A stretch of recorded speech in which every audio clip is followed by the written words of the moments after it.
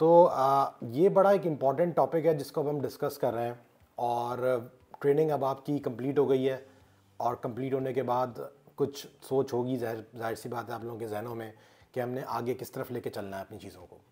तो ये post training क्या एटीट्यूड होगा और हमने आगे किस तरफ लेके चलना है। 3 हमारे पास ऑप्शन है मेजरली, जो अब आप इस ट्रेनिंग कंप्लीट करने के बाद आप इन 3 सिमत के अंदर आप अपने आप को, अपने कैरियर को या अपनी चीज़ों को, या एक इंसान होने के नाते जिसको डिजिटल मार्केटिंग की एक नॉलेज है या एक स्किल सेट है, आप लेके जा सकते हैं।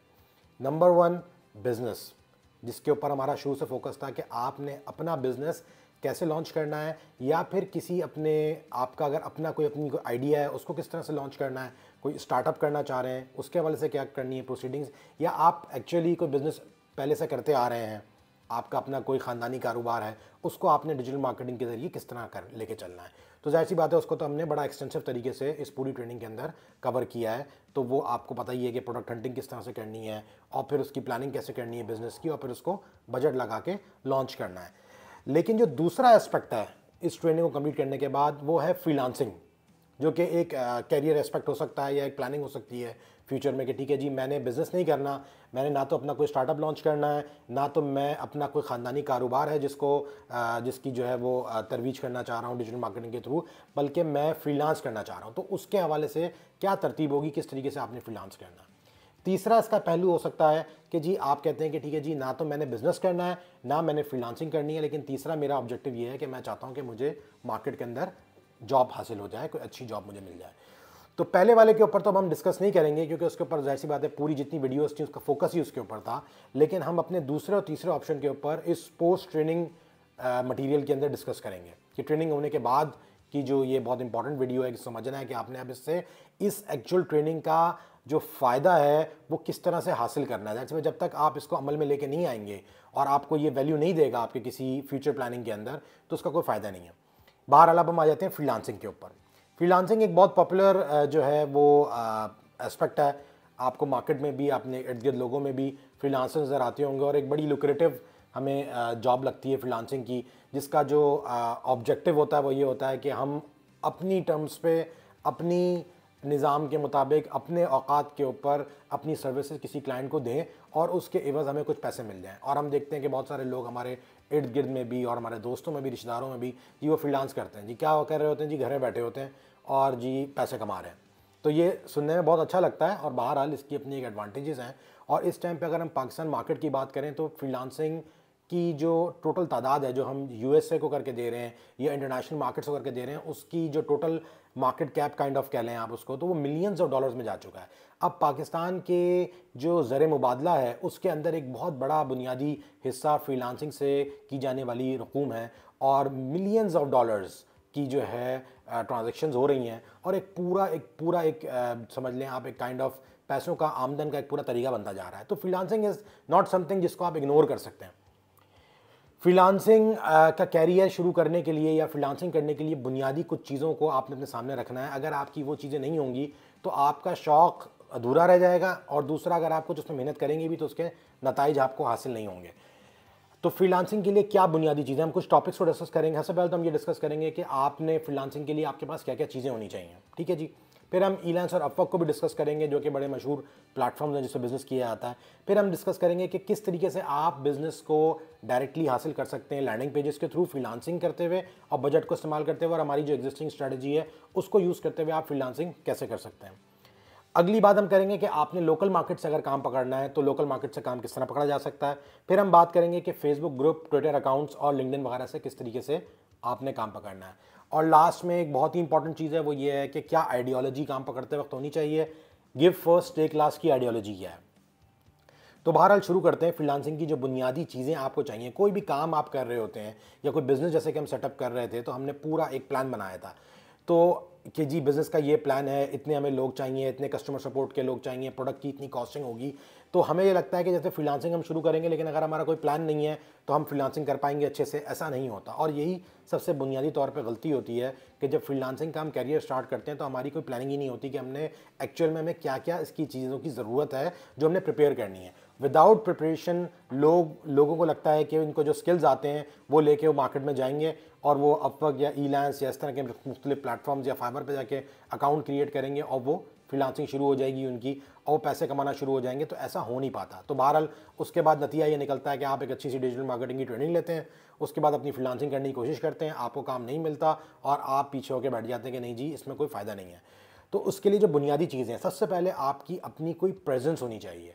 जिस तरह जब इंसान अपनी दुकान खोलता है तो दुकान उसकी एक प्रेजेंस होती है, या कोई कारोबार शुरू करता है तो उसके कारोबार का कोई ऑफिस होता है, कोई जगह होती है। फ्रीलांसर की अपनी एक लोकेशन होनी चाहिए और वो लोकेशन डिजिटल लोकेशन होगी। आपकी वेबसाइट होनी चाहिए, एक पर्सनल इंडिविजुअल वेबसाइट। और पर्सनल इंडिविजुअल वेबसाइट बनाना कोई बहुत मुश्किल काम नहीं है। एक सिंगल पेज आप वेबसाइट डेवलप कर सकते हैं। वर्डप्रेस की ट्रेनिंग आप ऑलरेडी डिजिटल मार्केटिंग के अंदर ले चुके हैं, थोड़ा बहुत ब्रांडिंग का भी आइडिया है। आपने उसके अंदर अपनी एक तारुफ पूरा कंप्लीट, आप कौन है, आपका क्या एक्सपीरियंस है, आपने किन प्रोजेक्ट्स पे काम किया है, आपका क्या पोर्टफोलियो है, लोग आपके बारे में क्या कहते हैं, एक वेबसाइट सिंगल पेज की एटलीस्ट आपके नाम के ऊपर होनी चाहिए। अगर आप दूसरों को ये बोल रहे हैं कि जी हम आपको कारोबार सिखाएंगे किस तरीके से डिजिटल मार्केटिंग का कारोबार करना है, और आपकी अपनी कोई ऑनलाइन प्रेजेंस नहीं है जिस पर लोग आपको आके सर्च कर सकें, तो लोग आपकी बात पे क्यों एतबार करेंगे। तो आपने इस बात को समझना है कि आपकी अपनी एक बुनियादी वेबसाइट होनी चाहिए, और ये कोई बहुत एक्सपेंसिव भी नहीं है। एक आपने सिंपल डोमेन रजिस्टर करना है, 10 से $12 का आपका डोमेन हो जाएगा। होस्टिंग आप ले लेंगे, नॉर्मल होस्टिंग यूज़ कर लें, भले से इसमें आप शेयर्ड होस्टिंग यूज़ कर लें, क्योंकि इसके ऊपर आप बिज़नेस लेके नहीं आ रहे। जैसे कि हमने पिछली ट्रेनिंग में डिस्कस किया था कि वहाँ पर चूँकि हम बिज़नेस कर रहे थे, तो वहाँ पर हमारे load time, speed, response time server का बहुत इंपॉर्टेंट होता है। तो इसलिए हाईली रिकमेंडेड था कि आप क्लाउड होस्टिंग लें, सही है, या शेयर्ड होस्टिंग पे ना जाएं। लेकिन यहाँ पर आपकी अपनी फ्रीलांस अपनी पर्सनल वेबसाइट है, तो आप अपनी वेबसाइट को, इस पर कोई इतना ज़्यादा विजिटर्स भी नहीं आएंगे, लिमिटेड लोग होंगे जिनको आप रीच करेंगे, उन्होंने आपकी वेबसाइट देखनी है। तो उसके लिए कोई ज़रूरी नहीं है कि आप क्लाउड प्लेटफॉर्म चूज़ करें, आप किसी किस्म की भी चीप शेयर्ड होस्टिंग के ऊपर जा सकते हैं।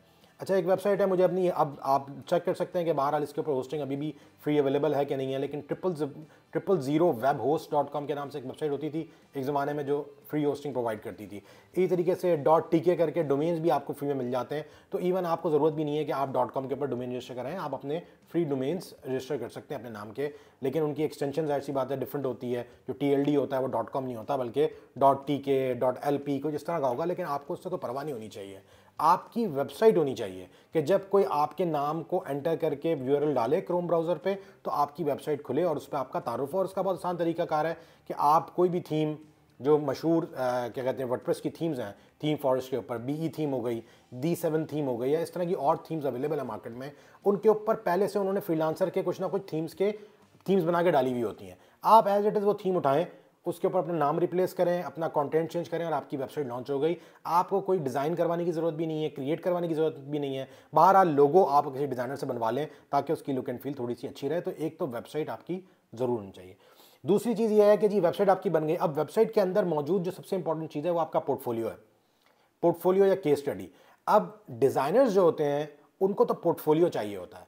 आप अगर किसी को कहते हैं कि जी मैंने डिज़ाइन करवा, मैं आपको डिज़ाइन सर्विसेज दूंगा, तो अगला बंदा बोलेगा भाई आप मुझे दिखाइए कि कौन कौन से डिज़ाइन आपने बनाया है। आपको उसके सैंपल्स आपके पास होने चाहिए, जिसे हम पोर्टफोलियो भी कहते हैं। इसी तरीके से अगर कोई फोटोग्राफर है तो उसके अगर आप कहते हैं जी मैं फोटोग्राफिंग की सर्विसेज सेल आउट करता हूँ, तो अगला बंदा बोलेगा भाई आप मुझे दिखाइए आपकी फ़ोटोग्राफ्स की क्या क्वालिटी है, आपने वेडिंग सेरेमनीज़ की कवर की हैं या बिजनेस की सर्विसेज कवर की हैं, तो मुझे कुछ तस्वीरों के सैंपल चाहिए।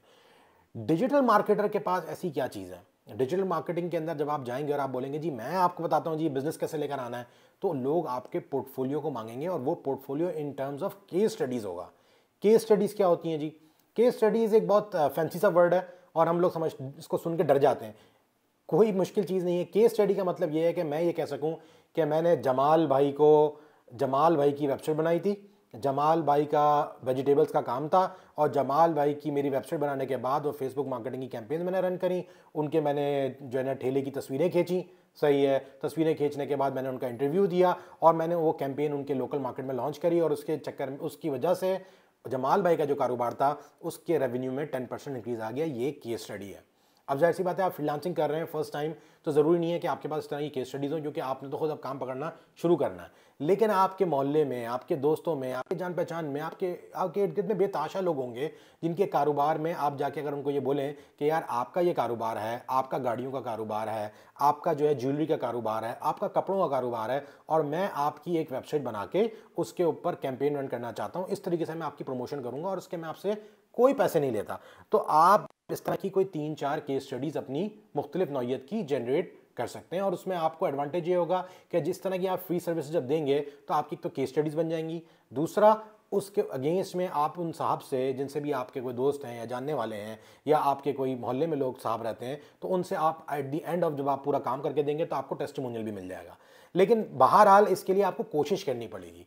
अनप्रिपेयर्ड मार्केट के अंदर आप फ्रीलांसिंग करने जाएंगे, आपको कोई रिजल्ट नहीं मिलेगा। मैंने पर्सनली बहुत फ्रीलांसिंग की है, थाउजेंड्स ऑफ प्रोजेक्ट्स किए हैं फ्रीलांसिंग के, और सक्सेस रेट मेरा हाई होने का रीज़न ये था कि मैं उसके लिए बहुत डिटेल में होमवर्क करता था। आपका पोर्टफोलियो, केस स्टडीज़, आपकी वेबसाइट बनी हुई है, आपके फिर तीसरी चीज़ आ जाती है कि टेस्टिमोनियल्स। आपको ज़रूरी नहीं है कि आप झूठे टेस्टिमोनियल डालें। Personally I am not a big fan of putting up lies, कि आप झूठ बोलेंगे जी। देखा होगा आपने, बहुत सारे लोग झूठे टेस्टिमोनियल ले लेते हैं या झूठे फीडबैक। आपको झूठ बोलने की ज़रूरत नहीं है, आपके पास एक तरीकाकार है, और वो जैसे मैंने आपको बताया कि आप लोगों को फ्री सर्विसेज देके उनके टेस्टिमोनियल, एक दफ़ा आपने काम करना है, 3 से 4 या 5 case studies more than enough है। आपको 10 बनाने की ज़रूरत नहीं है, आप सिर्फ 3 कर लें। आप 3 नहीं बना सकते, आप सिर्फ 2 केस स्टडीज़ क्रिएट कर लें, लेकिन उस बिल्कुल सच्ची होनी चाहिए, और उनके अंदर जो आपने काम करके दिया है उसको आपने जुमलों में लिखना है और उसके फिगर्स देने हैं और उसके स्क्रीनशॉट लगाने हैं। ये केस स्टडी है। आपने जैसे जो भी काम करके दिया होगा आप उसको अपने जुमलों में बताएंगे। जैसे मैंने आपको अभी पीछे एक सब्जी वाले की एग्जांपल दी थी, इस तरीके से आपने अंग्रेजी के अंदर उसको लिख लेना है, और उसके अंदर जो आपने रिजल्ट्स अचीव करके दिए, अब वो रिजल्ट्स केस स्टडीज़ के अंदर कभी भी रिजल्ट ऐसे नहीं होते कि मैंने वेबसाइट बना के दी थी जी, मैंने जी डिजिटल मार्केटिंग की थी। नोबडी वुड बिलीव यू कि आपने डिजिटल मार्केटिंग करके दी थी। डिजिटल मार्केटिंग करने के बाद, आपके डिजिटल मार्केटिंग देने के बाद उनको क्या फ़ायदा हुआ, अब उस नंबर्स को आपने देना है। अब जैसे बात है, एक कारोबार है जो छोटा कारोबार है, 10,000 रुपये की उसका टोटल रेवेन्यू था सब्जी वाले का, आपने उसको कुछ काम करके दिया, 10,000 से कितना हो गया, 12,000 रुपये हो गया। अब आप किसी को बोले अपनी केस स्टडी के अंदर कि जी मैंने सब्जी वाले के लिए काम किया था, उसको 2,000 रुपये का जो है ना रेवेन्यू हुआ था, तो इंक्रीज हुआ था, तो that doesn't sound very good. लेकिन अगर मैं इसको परसेंटेज में ले जाऊं कि जी ठीक है, मैंने उसका रेवेन्यू 20% इंक्रीज कर दिया एक ग्रॉसरी स्टोर का, तो अब आपकी बात क्या हो जाएगी, इंपैक्टफुल हो जाएगी। तो आपने अपने रिजल्ट्स को नंबर्स में लेकर आना है, और उन नंबर्स के हिसाब से आपने एक्सप्लेन करना है परसेंटेजेस की फॉर्म में कि ठीक है जी, विजिटर्स जो थे वो इतने बढ़ गए, रेवेन्यू पे इतना परसेंट इम्पैक्ट हो गया, सेल्स जो है वो 2x हो गई, 3x हो गई। तो आपको बताने का भी एक तरीकाकार होता है, प्रेजेंट करने का तरीकाकार है। तो आपको ज़रूरी नहीं है कि आप एग्जैक्ट वो नंबर्स बताएं जो आपको ज़रा नीचे दिखा रहे हैं, आपने वो नंबर्स बताएं, वो नंबर्स वही हैं, लेकिन उसको एक्सप्लेन इस तरीके से करें कि वो ज़रा एक इम्पैक्टफुल उसका फॉर्मेट आए। तो बहरहाल बात हो गई वेबसाइट, पोर्टफोलियो, फीडबैक या टेस्टिमोनियल्स। चौथी बात आ जाती है जो बहुत इंपॉर्टेंट है, वो ये है कि आपने अपनी सर्विसेज बेचनी किस प्राइस पे है। अब होता यह है कि जितने भी फ्रीलांसर्स होते हैं, अमूमी तौर पे जब वो जाते हैं किसी को बोलते हैं जी मैंने डिजिटल मार्केटिंग की सर्विसेज सेल आउट करनी है, तो सबसे बड़ा मसला ये होता है कि उनकी चूंकि किसी किस्म का कोई एनालिसिस नहीं होता, उन्होंने कुछ प्लान आउट नहीं किया होता कि उन्होंने अपनी सर्विसेज सेल आउट कितने की करनी है, तो वो जो है इसमें परेशान हो जाते हैं, और फिर या तो वो बहुत ज़्यादा ऊपर प्राइस बताते हैं या फिर बहुत ज़्यादा नीचे प्राइस बताते हैं। तो आपको अपने बैठ के पहले तो ये तय करना है कि आपकी सर्विसेज की एक्चुअल प्राइस क्या है। अब प्राइसिंग एक पूरा एक टॉपिक है, लेकिन बहरहाल प्राइसेस आइडेंटिफाई करने का तरीकाकार ये है, आपने अगर फुल टाइम फ्रीलांसिंग कैरियर करना है, आपको पता है कि अगर आप किसी जगह पे नौकरी करते हैं तो 8 घंटे आपने सर्व करने थे वहाँ। 8 घंटे का मतलब ये हुआ कि हफ्ते में अगर आप 5 दिन भी काम कर रहे हैं तो 40 घंटे आपके बनते हैं। 40 घंटे का मतलब ये हुआ कि महीने के अंदर 4 हफ्ते आपने काम किया तो आपके 160 घंटे हो गए। आपको पता है कि 160 घंटे मैं अगर अपनी पर्सनल अभी एग्जिस्टिंग अपनी नॉलेज और अपने क्राइटेरिया को देख के अगर कहीं पे नौकरी हासिल करता हूँ तो मेरी मैक्सिमम सैलरी क्या होगी। फॉर एग्जांपल मैं प्लान आउट करता हूँ कि जी मेरी मैक्सिमम तनख्वाह, अगर मैं मार्केट में जाता हूँ ढूंढता हूँ नौकरी, तो मुझे उम्मीद है कि मेरी एजुकेशन को सामने रख के, मेरे एक्सपीरियंस को सामने रख के मुझे 50,000 रुपये की नौकरी मिल जाएगी। तो आप बोलें ठीक है जी 50,000 रुपये तो कम है, मैं फ्रीलांसिंग कर रहा हूँ तो आई कैन एक्सपेक्ट मोर। तो आप 50,000 को मल्टीप्लाई कर दें 3 से, ठीक है जी 1.5 लाख रुपये बन गए। आप मल्टीप्लाई कर दें 4 से, कितने बन गए जी 2 लाख रुपए बन गए। लालच ना करें, आप ये देखें कि आपका महीने का टारगेट फ्रीलांसिंग से कितना है। अब आपको अगर फॉर एग्जांपल अगर आप 50,000 रुपये नौकरी पे कमा रहे थे और आपका टारगेट 2 लाख रुपए का है, तो आपको समझ में आ गया कि आपकी तनख्वाह फ्रीलांसिंग में कितनी है, 2 लाख रुपए। अब आप इसको रिवर्स कैलकुलेट कर लें, 2 लाख को आप 160 से जब डिवाइड करेंगे तो आपको नंबर आ जाएगा कि आपके पास टोटल नंबर ऑफ आवर्स आपको कितने के पड़ रहे हैं, 1 घंटा आपको कितने का पड़ रहा है। इस 1 घंटे के हिसाब से जब भी आप किसी क्लाइंट के पास जाएंगे और वो आपको काम बताएगा कि ठीक है जी आप मुझे मेरा काम करके दें, तो आपने घंटों का हिसाब लगाना है कि ठीक है जी मेरे इतने घंटे इस काम पे सर्फ होंगे, 10 घंटे मैं काम पे लगाऊंगा और 10 घंटे लगाने के बाद मैं इनको काम डिलीवर कर दूंगा। बहुत हुआ तो 10 से 15 घंटे हो सकते हैं, तो आप 15 घंटे को अपने आर्ली रेट के ऊपर मल्टीप्लाई करके उससे डील डन कर लें। इसमें होता क्या है कि हमारे जहन में एक बात होती है जो मेरे जहन में भी होती थी जब मैं फ्रीलांसिंग करता था कि यार डिजिटल मार्केटिंग, मेरा फलाना दोस्त है वो तो जी उसने तो ये पैकेज डिजिटल मार्केटिंग का जो है ना 50,000 महीने पे लिया हुआ है, सही है, तो यार मुझे भी कम से कम 50,000 रुपये लेने चाहिए। या फलाना बिजनेस जो है कारोबार है वो तो जो है ना उसने तो 80,000 रुपये दिया हुआ है, तो मुझे भी जो है ना 80,000 रुपये ये काम लेना चाहिए। इसका नुकसान क्या होता है कि आपको शायद 40-50,000 रुपये का वो एक क्लाइंट मिल जाएगा, ठीक है, और आप उसके साथ 1-2 महीने शायद चल भी पाएंगे, लेकिन चंद अरसे बाद पता लगेगा कि आपका टोटल जब आप अपने फ्रीलांसिंग की अर्निंग्स का जब एवरेज करेंगे तो आपकी एवरेज क्या आ रही होगी, लेस आ रही होगी। चूंकि आप शुरू कर रहे हैं तो आपको चाहिए कि अपनी कॉस्ट को जस्टिफाइबल रखें। अभी आपका एक्सपीरियंस उस तरह नहीं है जिस तरह आपके दोस्त का था, अभी आपका एक्सपीरियंस उस तरह नहीं है जिस तरह आप सामने किस शख्स को, दूसरे शख्स को कारोबार करते हुए देख रहे हैं और वो सवाल से क्या पे कर रहा है। तो आपने जब स्टार्ट कर रहे हैं अपने कैरियर का तो आपको अपनी प्राइसिंग ऐसी रखनी है जो जस्टिफाइबल हो। आप अगर माहाना तनख्वाह के ऊपर 50,000 रुपये पे आने पर तैयार हैं तो आपको अपनी प्राइसिंग को 2 लाख रुपये से ज़्यादा नहीं रखना चाहिए मेरे हिसाब से, मतलब है 3 टाइम्स, सही है। उसका एडवांटेज आपको क्या होगा, उसका एडवांटेज ये होगा कि जब आप फ्रीलांसिंग अपना करियर शुरू करेंगे तो एक तो क्लाइंट को आप जो प्राइसिंग देंगे वो प्राइसिंग इंतहाई लो होगी, और आपका जो क्लाइंट है वो जब कंपनी के साथ या किसी प्रोफेशनल पुराने एक्सपीरियंस फ्रीलांसर के साथ कंपेयर करेगा तो उसको पता लगेगा अच्छा जी अहमद साहब की जो प्राइसिंग है वो बड़ी कॉम्पिटिटिव है और वो लाजमी आपसे अपना काम करवाएगा। दूसरा आपको एडवांटेज ये होगा कि जब आप 2-3 महीने 4 महीने तक काम करेंगे और इसी प्राइसिंग के ऊपर रखेंगे तो नतीजा ये निकलेगा कि आपके पूरे के पूरे घंटे क्या हो जाएंगे, महीने के बुक हो जाएंगे, और ऑन एवरेज आपका जो टारगेट है 2 लाख रुपए का वो भी अचीव होना शुरू हो जाएगा। इसके बाद अगला सफर होता है कि आपने अपनी प्राइसिंग को और अपने रेट्स को बढ़ाना कैसे है। जाहिर सी बात है अगर आपका फॉर एग्जांपल वो 50 रुपये घंटा आपका रेट निकल रहा है और आपने इस पर पूरा महीना बुक कर लिया है, अगले महीने की अगली बुकिंग आती है आपके पास और कोई आपका दोस्त या कोई जानने वाला है जिस तरह भी आप काम पकड़ रहे हैं वो आपको बोलता है कि ठीक है जी आप भी मुझे काम करके दें, तो अब आपने 50 रुपये घंटा नहीं चार्ज करना उससे, अब आपने 50 की जगह 70 या 80 रुपये घंटा चार्ज करना। लेकिन ये काम स्लोली विद प्रोग्रेशन होना चाहिए।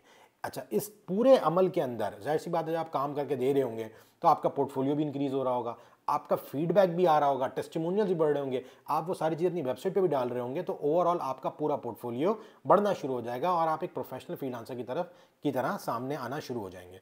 तो ये फ्रीलांसिंग के ऊपर कुछ चीज़ें सही है जो मैंने आपके सामने जिक्र करी। अब आ जाते हैं अगली चीज़ के ऊपर। प्राइसिंग हमने डिस्कस कर ली कि फ्रीलांसिंग का जब हमारे पास काम आए, अब तसव्वुर करें कि आपने एक काम करवाया था, ठीक है जी, और आपने वो आपके पास काम आ गया और आपको जो है लेयर था कि आप इस काम को 2 हफ्ते में डिलीवर कर सकते हैं।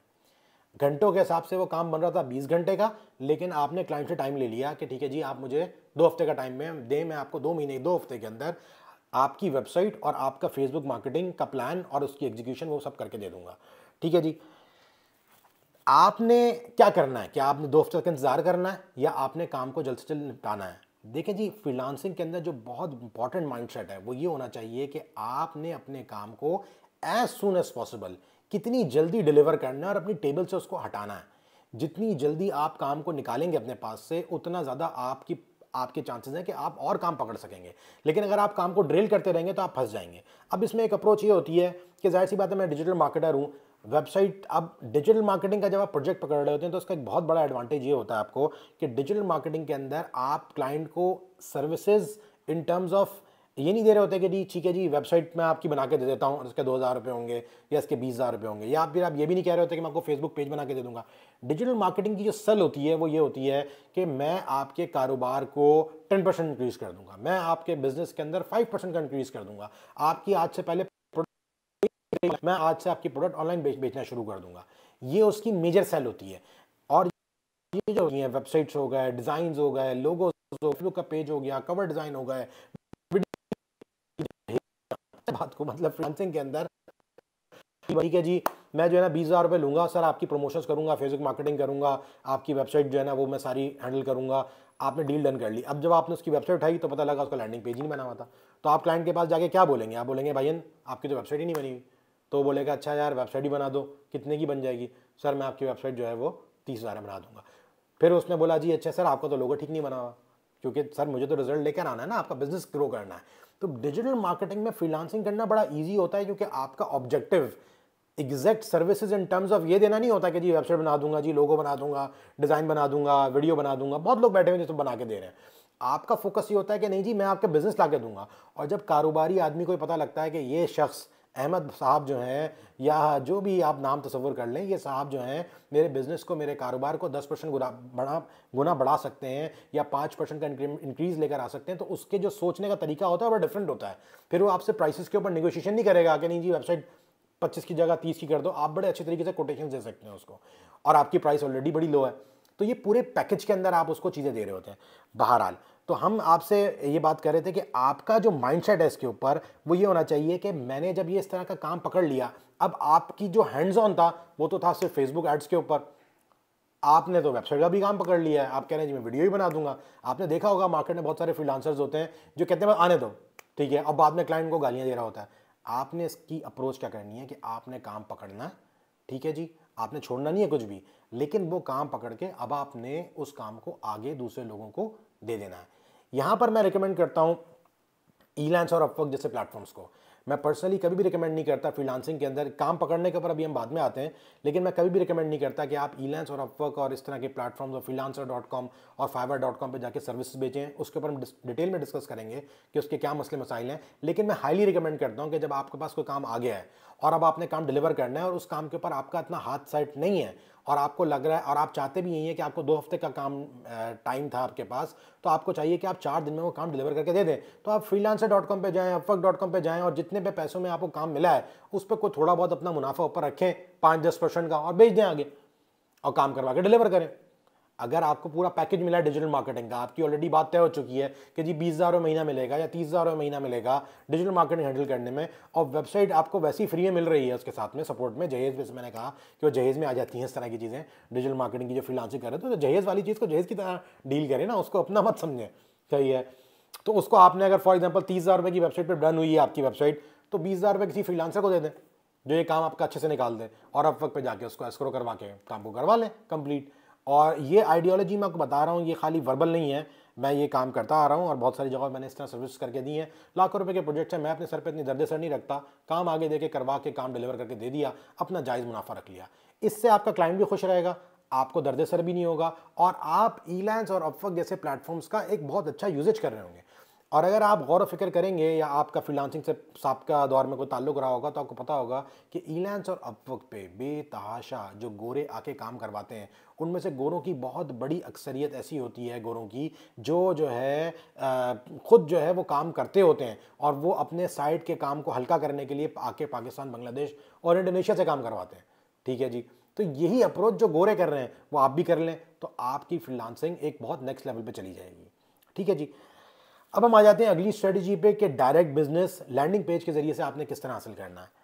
अब आपके सामने पूरी एक सिचुएशन है, आपको डिजिटल मार्केटिंग का पूरा पता है कि जी लैंडिंग पेज बनाना है, लैंडिंग पेज बना के मैंने सर्विसेज लॉन्च करनी है, मतलब प्रोडक्ट अपनी बेचनी है, आपको पूरा प्रोसीजर पता है। इस पूरे प्रोसीजर को आप अपनी फ्रीलांसिंग सर्विस के लिए भी कर सकते हैं। आप अपनी पर्सनल सर्विस का लैंडिंग पेज बना लें और लैंडिंग पेज बनाने के बाद उस पर लीड फॉर्म लगाएं, उस पर जो है क्या कहते हैं अपने पैकेजेस की वीडियो बनाएं, और वीडियो बनाने के बाद आप लोकल मार्केट पे कैंपेन करें। मैंने कराची के अंदर, लाहौर में और पाकिस्तान के मुख्तलिफ मतलब ये 2 मेजर शहरों के अंदर अपनी लोकल कैंपेन्स, फ्रीलांसिंग की, डिजिटल मार्केटिंग की सर्विस के हवाले से अपने साबका दौर के अंदर बहुत सारी लॉन्च की हैं और बहुत मुनासिब कॉस्ट पर लीड के ऊपर मुझे क्लाइंट एक्विजिशन होती थी। ये तकरीबन आज से कोई 6-7-8 साल पहले ये बता रहा हूँ आपको, तो मुझे 6 साल तो ऑलमोस्ट हो गए 5 से 6 साल का अर्सा। तो मुझे तकरीबन एक लीड फॉर्म जो है वो मुश्किल से 50 रुपये का पड़ता था। तो अगर आपको 50 रुपये में लीड्स मिल रही हैं और आपको दिन के अंदर कोई 20 लीड्स मिलती हैं, तो आप सोच लें 50 को मल्टीप्लाई करें 20 से 1,000 रुपये खर्च करके आपको 20 लोगों का डाटा मिल रहा है जो कि आपकी सर्विसेज में इंटरेस्टेड है। फिर मैं उनको कॉल्स करता था, कॉल्स करके उनसे मीटिंग स्केड्यूल करवाता था, तो अच्छा खासा सेटअप बन जाता था। मतलब लोकल मार्केट से भी आप कैंपेन्स अपनी यही डिजिटल मार्केटिंग की स्ट्रेटजी, जो हमारी लैंडिंग पेज की स्ट्रेटजी है और वीडियो की स्ट्रेटजी है, वो सब तमाम चीज़ों को यूज़ करके आप डायरेक्टली लोकल मार्केट से बिजनेस पकड़ सकते हैं। इसके ऊपर मैं एक केस स्टडी का भी जिक्र करूंगा जो मैंने इंटरनेशनल मार्केट से कैंपेन चला के किया था, उसके बारे में हम डिस्कस करते हैं। इसको हम यहाँ पॉज करते हैं और नेक्स्ट सेशन पे इंशाल्लाह ताला इसी को कंटिन्यू करते हैं। नेक्स्ट सेशन में फिर हम अगली बातों को करेंगे फ्रीलांसिंग के हवाले से। बहुत बहुत शुक्रिया। अस्सलाम वालेकुम।